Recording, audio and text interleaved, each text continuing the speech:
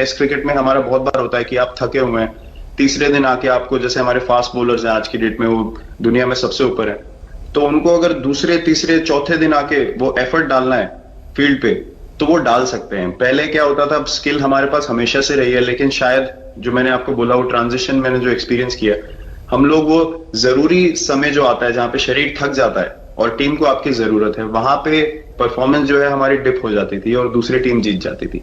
आज की डेट में हमारी फिटनेस की वजह से हम वो जरूरी समय में उस चीज को कैपिटलाइज कर पा रहे हैं और हमारे रिजल्ट्स उसी तरीके से आ रहे हैं। तो एक sir benchmark I think elite sports में होना जरूरी है, उससे एक फिटनेस विराट जी, मैं देख रहा हूं कि आपका टाइम मैनेजमेंट तो है ही है, लेकिन फिर भी आपकी एक्टिविटी इतनी नजर आती है ना, मैं भी कभी कभी फॉलो करता हूं, कभी थकान नहीं लगती क्या आपको? सर थकान अगर मैं ऑनेस्टली आपको बोलूं, थकान हर किसी को होती है। अगर आप फिजिकल एफर्ट करेंगे तो थकान होगी, लेकिन अगर आपका लाइफस्टाइल अच्छा है, अगर आप खा अच्छा रहे हैं, अगर आप फिटनेस रेगुलरली कर रहे हैं, आपकी रिकवरी अच्छी है, तो आपकी स्लीप अच्छी है, स्लीप पैटर्न्स अच्छे हैं, तो आपकी रिकवरी तेज होगी। तो अगर मैं थक रहा हूं और 1 मिनट में मैं दोबारा रेडी हो जा रहा हूं, तो वो मेरा प्लस पॉइंट है। तो आई थिंक वो मैंने एक चीज एक्सपीरियंस करी जो बहुत जरूरी हो जाती है। आपका ओवरऑल लाइफस्टाइल कैसा है उसके ऊपर बहुत डिपेंड करता है। विराट जी, बहुत अच्छा लगा मुझे, और मैं आपको, अनुष्का जी को और आपके दोनों के परिवार को निकट भविष्य की शुभ घड़ी के लिए बहुत बहुत शुभकामनाएं देता हूं।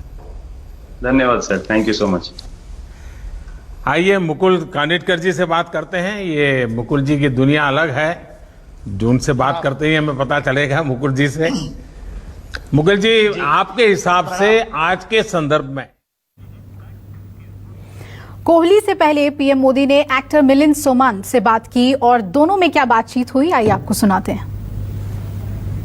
नमस्ते। नमस्ते मिलिंद जी, मेड इन इंडिया मिलिंद जी। बिल्कुल।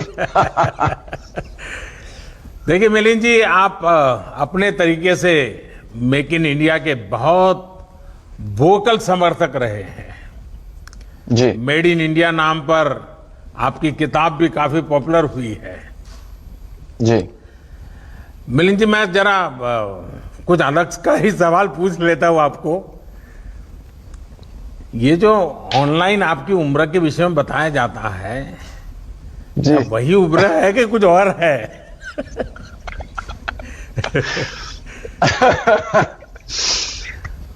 लोग मेरे हिसाब से पहली बात तो मैं ये कहना चाहूंगा, ये फिट इंडिया मूवमेंट जो बनाया गया है, ये तो बहुत जरूरी है और बहुत ही अच्छा काम कर रही है।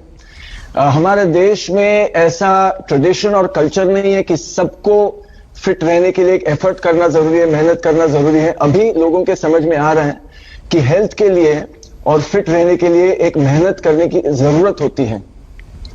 तो ये तो बहुत ही अच्छी बात है जो फिट इंडिया मूवमेंट फैला रही है। जो आपने मुझे क्वेश्चन पूछा, तो बहुत लोग मुझे पूछते हैं कि आपकी उम्र अभी 55 साल की है, तो मैं उनसे कहता हूं, और आप इतने मतलब आयरन मैन किया है, अल्ट्रामैन किया, मैराथन दौड़ते हैं, 100 किलोमीटर दौड़ते हैं, 400-500 किलोमीटर दौड़ते हैं। 2012 में मैं दिल्ली से बॉम्बे भी दौड़ा था। तो लोग पूछते हैं कि इतनी उम्र में आप ये कैसे कर सकते हो? तो मैं उनसे कहता हूं कि मेरी मां है, 81 साल की है अभी, तो वो जो कर सकती है, वो मैं सोचता हूं जब मैं उनकी उम्र तक पहुंचूंगा मुझे वैसा बनना है। तो मेरी मां एक मिसाल है, वैसे मेरे लिए भी और बहुत सारे लोगों के लिए भी। मिलिंद जी, आपने सही कहा, fitness knows no age, no limit, और ये सच्चाई है। और मुझे किसी ने आपकी माताजी का वीडियो क्लिपिंग फॉरवर्ड किया था। अरे वाह! तो मैंने कम से कम 5 बार देखा होगा, वाह, क्योंकि वाह, वो 81 उनका बर्थडे था और वो 15 पुलअप्स कर रही है। पुशअप्स, जी बिल्कुल। पुशअप कर रही हो। हम एक दूसरे को बहुत इंस्पायर करते हैं जी। उन्होंने मुझे इंस्पायर किया। 60 की उम्र में उन्हें ट्रेकिंग शुरू की। उन्होंने किलिमंजारो जो माउंटेन है वो चढ़ा, एवरेस्ट बेस कैंप किया 60 की उम्र के बाद। तो वो मुझे वो तो सबको इंस्पायर करती है। मैंने भी उनको पुशअप सिखाए, स्क्वाट सिखाए, एक्सरसाइजेस सिखाए, जो आज वो रोज करती है। तो मिलिंद जी, आपकी माता जी को मेरा विशेष प्रणाम। Thank you sir, thank you. बातें चलती हैं, चलती रहेगी। चलिए मिलिंद जी, मुझे बहुत अच्छा लगा आज आपसे बात करने का मौका मिला। ठीक, थैंक यू भैया। थैंक यू, बहुत ही बड़ा थैंक यू। तो फिट इंडिया मूवमेंट के 1 साल होने पर प्रधानमंत्री वीडियो कॉन्फ्रेंसिंग के जरिए स्वास्थ्य से जुड़े हुए लोगों से, फिटनेस से जुड़े हुए लोगों से बातचीत कर रहे हैं। रहेंगे और नई नई पारी खेलते रहेंगे। यह युवाओं को प्रेरणा भगवत गीता से मिलती है। मुकुल जी, आप शिक्षा और युवाओं को लेकर पैशनेट है। आप यानी युवाओं के मन में भी आपसे कुछ न कुछ जानने की इच्छा रहती है। मेन चीज है मेंटल फिटनेस, इमोशनल फिटनेस। क्या उसके संबंध में आप कुछ बात सरलता से समझा पाएंगे? जी, बहुत बढ़िया। आपको पहले तो एक इस बात के लिए बधाई दे दूं कि राष्ट्रीय शिक्षा नीति में आपने फिटनेस को, खेल को, योग को एक्स्ट्रा करिकुलर से करिकुलर में लेकर के आए। अब ये पाठ्येतर गतिविधि नहीं बन गई, अब ये पाठ्यक्रम का अंग बन गई है। अब उसके क्रेडिट मिलेंगे। ये एक बहुत अद्भुत क्रांतिकारी काम इस राष्ट्रीय शिक्षा नीति 2020 में हुआ है। उसके लिए आपको बहुत बड़ी बधाई। मैं से हम की प्रक्रिया है, ये जो व्यक्ति केंद्रित विचार के कारण फिटनेस में गड़बड़ होती है, चाहे वो फिर आहार की बात हो, चाहे विहार की बात हो, चाहे व्यायाम की बात हो।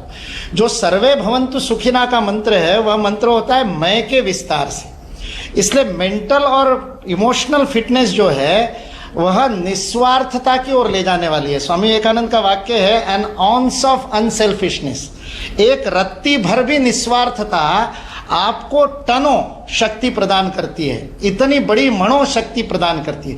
ये जो ताकत देने वाली बात है, जब मैं व्यक्तिगत स्वयं के लिए काम करता हूं और जब मैं उसी काम को परिवार के लिए करता हूं, तो मेरे मन का विस्तार होता है, मेरी भावना का विस्तार हो, मेरा पर्पस ऑफ लाइफ बड़ा हो जाता है। और आज आप सारे काम देश के लिए करते हैं, 24 घंटे देश के लिए काम करते हैं। विराट कोहली जी जब देश के लिए खेलते हैं और जब क्लब के लिए खेलते हैं, उनके खेल में हम देखने वालों को फर्क दिखाई देता है। जब मैं राष्ट्र के लिए स्वयं को दांव पर लगाता हूं तो मेरी इफिशिएंसी बदल जाती है, क्योंकि मेरी भावना का उतना विस्तार होता है। फिर 135 करोड़ भारतवासियों का भावनात्मक संबल भी मुझे मिलता है। इसलिए ये जो मैं से हम की प्रक्रिया है, और फिर भारत सारे विश्व के लिए काम करता है, तो सारी मानवता, सारी सृष्टि और फिर परमेष्टि, ये जो आध्यात्मिक विकास तक जो मैं से हम की यात्रा होती है, व्यक्ति से परिवार, परिवार से समाज, समाज से राष्ट्र, राष्ट्र से सृष्टि और सृष्टि से परमेष्टि, यह जो व्यष्टि से समष्टि की यात्रा है, यह फिटनेस का एक बहुत बड़ा मंत्र है। ये जीवन का पर्पस ऑफ लाइफ बदल देता है। और पर्पस ऑफ लाइफ ही तो सब कुछ है, नहीं तो फिर तो मेंटेनेंस की हो जाएगी कि कार घर में ले आओ और उसको चकाचक रखो और मेंटेन करो, लेकिन चलाओ मत, क्योंकि चलाने से खरोच आ जाएगी। वैसे ही शरीर को केवल मेंटेन करना तो फिटनेस नहीं है। उस शरीर, मन, बुद्धि से बने हुए व्यक्तित्व का एक गंतव्य है, एक लक्ष्य है, एक पर्पस ऑफ लाइफ है, एक मकसद है, जिसको फिट इंडिया संवाद में प्रधानमंत्री नरेंद्र मोदी को आप सुन रहे थे, जो बातें उन्होंने की फिटनेस को लेकर। जम्मू कश्मीर की महिला फुटबॉलर अफशान आशिक ने भी कॉन्फ्रेंस में हिस्सा लिया। उन्होंने बताया कि वो काफी मेहनत करती हैं और कोशिश करती हैं कि इसके लिए जो भी जरूरी एक्सरसाइजेज हैं वो करें। अफशान ने पीएम से कहा कि घाटी की ताजी हवा में प्रैक्टिस से काफी मदद मिलती है। वैसे अफशान, आपने तो फुटबॉल में कमाल करके दिखाया है, और फुटबॉल के फैंस ज्यादातर कहते हैं band it like a Beckham, लेकिन मुझे भरोसा है कि अब वो कहेंगे S it like a Afsan. Thank you so much sir, thank you so much. मुझे यहाँ पे अपनी बात कहने का मौका दिया, मुझे इतने बड़े प्लेटफॉर्म पे लेकर आए आप इसके लिए जो करते हैं कुछ बताओगी, ताकि हमारे देश के नौजवानों को आपका रूटीन कैसे होता है, कैसे करती हैं आप, थोड़ा सा उनको गाइड करिए। मैं मोस्टली मॉर्निंग सुबह 5:30 ग्राउंड जाती हूँ, ग्राउंड पे अपना वर्कआउट स्टार्ट करती हूँ। मॉर्निंग में 5:30 उठ के पहले मेडिटेशन करती हूँ, ताकि अपना माइंड कूल एंड काम रख सकूँ। मैं जो हमारे MS धोनी है, कैप्टन है इंडियन टीम के, एक्स कैप्टन रह चुके हैं, तो मैंने उनसे बहुत कुछ सीखा है क्योंकि वो बहुत ही कामली काम करते हैं। As a captain, as a player, he is very calm, और मुझे उनकी वो जो कामनेस है खुद में लाना बहुत अच्छा लगता है कि जैसे वो कामली काम करते हैं अपनी लाइफ में, हर एक को अपनी लाइफ में वैसे ही कामली काम करना चाहिए। अपने मेंटल स्ट्रेस को ज्यादा हाई नहीं करना चाहिए, अपने मेंटल स्ट्रेस को बैलेंस रखना चाहिए ताकि जो दिन भर के काम होते हैं वो इजीली और स्ट्रेस फ्री कर सके। और फिट इंडिया मूवमेंट संवाद में प्रधानमंत्री नरेंद्र मोदी अभी भी फिटनेस से जुड़े हुए लोगों से बात कर रहे हैं, सुनते हैं उन्हें। देश में हेल्थ और फिटनेस को लेकर निरंतर अवेयरनेस में बढ़ोतरी होती चली जा रही है और एक एक्टिवनेस भी बढ़ी है। मुझे खुशी है कि योग, आसन, व्यायाम, walking, running, swimming, healthy food habits, healthy lifestyle अब ये हमारी नेचुरल कॉन्शियसनेस का हिस्सा बन रहा है। साथियों, फिट इंडिया मूवमेंट ने अपना 1 साल एक ऐसे समय में पूरा किया है जिसमें करीब करीब 6 महीने अनेक प्रकार के रिस्ट्रिक्शन के बीच हमें गुजारा करना पड़ा है, लेकिन फिट इंडिया मूवमेंट ने अपने प्रभाव और प्रासंगिकता को इस कोरोना काल में सिद्ध करके दिखाया है। वाकई फिट रहना उतना मुश्किल काम नहीं है जितना कुछ लोगों को लगता है। और आइए अब रुख कर लेते हैं आज की अहम खबर का। थोड़ी देर में दीपिका गोवा एयरपोर्ट पहुंचने वाली हैं। चार्टर्ड प्लेन से गोवा से मुंबई के लिए रवाना होंगी दीपिका पादुकोण। गोवा एयरपोर्ट पर वीआईपी मूवमेंट के लिए सीआईएसएफ को अलर्ट कर दिया गया है। इस वक्त की बड़ी खबर आपको बता दें, चार्टर्ड प्लेन से मुंबई पहुंचने वाली हैं दीपिका पादुकोण और गोवा से मुंबई जाने के दौरान एयरपोर्ट पर वीआईपी मूवमेंट के मद्देनजर सीआईएसएफ की तैनाती की गई है। 2 बजे तक उन्हें पहुंचना है। ड्रग्स केस में कल एनसीबी दीपिका से पूछताछ करेगी। इस वक्त की बड़ी खबर आपको बता दें, थोड़ी देर में गोवा एयरपोर्ट पहुंच जाएंगी दीपिका और रवाना हो जाएंगी मुंबई के लिए।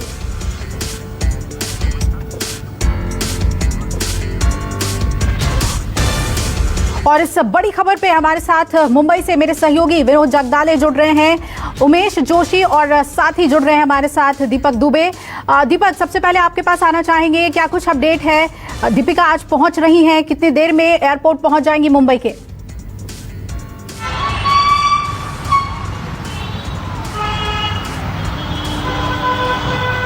संकेत पाठक भी हमारे साथ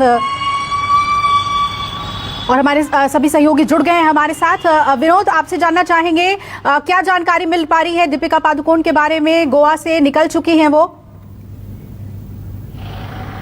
देखिए, थोड़ी देर में वो गोवा से मुंबई के लिए उड़ान भरने वाली है।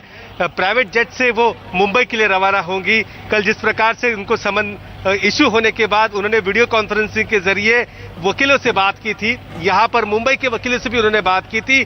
आज मुंबई में दाखिल होंगी थोड़ी देर में, और मुंबई में दाखिल होने के बाद वो मुंबई की जो अपनी वकील जो लीगल टीम है उस लीगल टीम से वो बात करेंगी। कल दीपिका को यहाँ पर आना है। इसी जो ये बिल्डिंग आप देख रहे हैं ये एनसीबी का गेस्ट हाउस है और इसी इमारत में दीपिका कल हाजिरी लगाएंगी, वहां पर अपना स्टेटमेंट देंगी। कई सवाल होंगे एनसीबी के, उन सवालों का जवाब वहां पर दीपिका को देना होगा। और इस प्रकार से उनका जो चैट सामने आया उस चैट में लिखा है उन्होंने, माल है क्या, तो ये क्या लिखा था, क्यों लिखा था, किस उद्देश्य से लिखा था, इसके बारे में तीखे सवाल होंगे और उन सभी सवालों का सामना अब दीपिका को यहाँ पर करना है। जी बिल्कुल, और इंद्रजीत और उमेश भी हमारे साथ जुड़े हुए हैं। इंद्रजीत, जिस तरह से एक्ट्रेसेस के नाम सामने आ रहे हैं और एक एक करके उन्हें बुलाया जा रहा है, 1-2 दिन में सभी से पूछताछ होगी, कितना हड़कंप है इसे लेकर जिस तरह से मुंबई की एक्ट्रेसेस के नाम सामने आ गए हैं इस ड्रग्स केस में? बिल्कुल पूरे बॉलीवुड में हड़कंप है, चाहे वो एक्ट्रेसेस हो या एक्टर हो, क्योंकि जिस तरह से बड़े एक्ट्रेस का नाम आया है इसमें और उनसे पूछताछ के लिए समन भी कर दिया गया है, तो कहीं ना कहीं लोगों में डर है, क्योंकि बॉलीवुड में इस तरह की पार्टियां होती हैं। हालांकि ये जो पार्टियां ओपन नहीं होती हैं, क्लोज डोर पार्टियां होती हैं और लिमिटेड लोगों में होती है, लेकिन जब इस तरह के अगर चैट से खगाले जाएंगे तो बहुत सारे राज बाहर आ सकते हैं और बहुत सारे लोगों के नाम आ सकते हैं। और कहीं ना कहीं जिस तरह से कई लोगों को इसमें उठाया गया है, कई लोगों से पूछताछ की जा रही है, तो और नाम आने की संभावना बिल्कुल बढ़ गई है। अभी बताया जा रहा है कि करीब करीब 50 नाम आ चुके हैं बॉलीवुड से, तो कहीं कहीं अब जो डर है डायरेक्टर, प्रोड्यूसर, एक्टर सभी को है और कई लोगों के नाम इसमें बाहर आने वाले हैं। और दीपिका की बात अगर हम करें तो दीपिका जो गोवा एयरपोर्ट अभी तक नहीं पहुंची है और गोवा एयरपोर्ट से करीब करीब 1:30 बजे की उनकी फ्लाइट थी।